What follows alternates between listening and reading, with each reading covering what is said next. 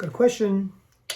How can I stop feeling like I am drowning when I just ended something I knew wasn't good? Now, we get like that sometimes. We are addicted and connected and accustomed to and familiar with that energy exchange, being in the safety of familiarity of that relationship. Yet we sometimes know it's just not healthy for us. It just isn't good for us. It doesn't work for us, but we struggle to let it go. And maybe in the past, you've been that person that continues to hold on to something, you endure. Now, in the 5 personality patterns, you may be an endurer where you just keep taking and taking and taking and taking. It's a good book, by the way. Read it if you get a chance. Very thick, very dense, but very worth the read. Introduction, and then you can go into your dominant and your primary and then secondary personality pattern. So my point is, how can I stop feeling like I'm drowning?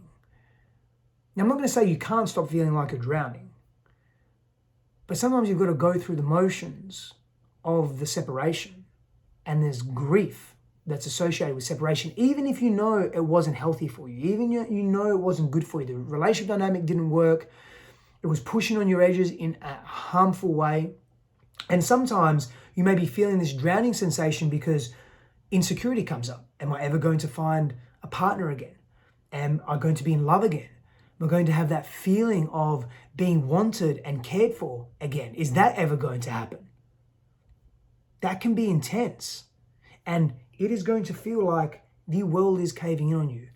Remember, separation, breaking up with someone that you care about, even if you know there are unhealthy dynamics in that relationship, is one of the hardest things to do. In fact, it is probably the hardest thing to do next to losing a loved one or a child or a partner dying. It is a death. There is a death of the relationship. There is grief that needs to come through. So the big feelings are going to be there. The anger, the resentment, the sadness, the depression, I don't believe this is happening. How am I going to survive? Because especially if we have depended on that person in a codependent way, if we are unhealthily enmeshed with that person, in other words, our value or our perceived sense of self is connected to how that person treats us or us being in relationship with them, that's probably why you're feeling like you're drowning. Now, that pattern is a childhood pattern.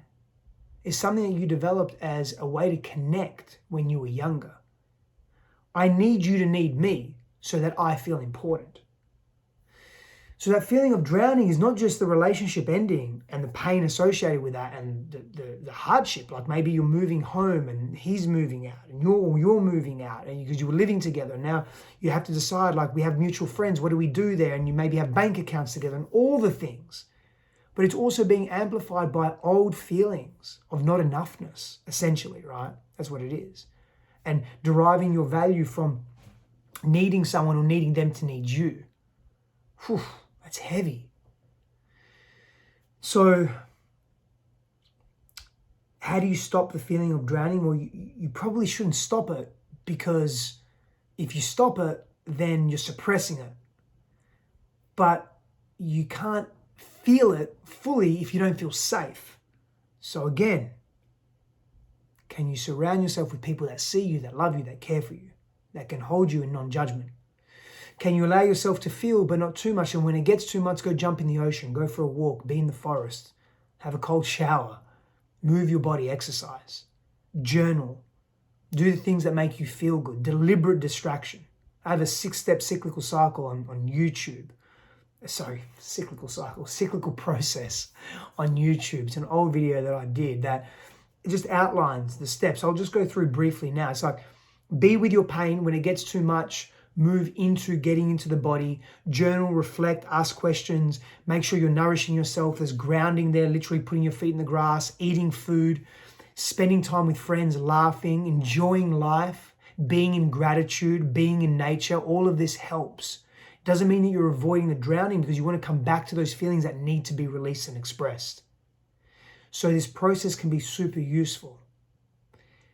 Remember, right now, it's too much to think about the opportunities and the growth and the lessons and the teachings all learned from this right now.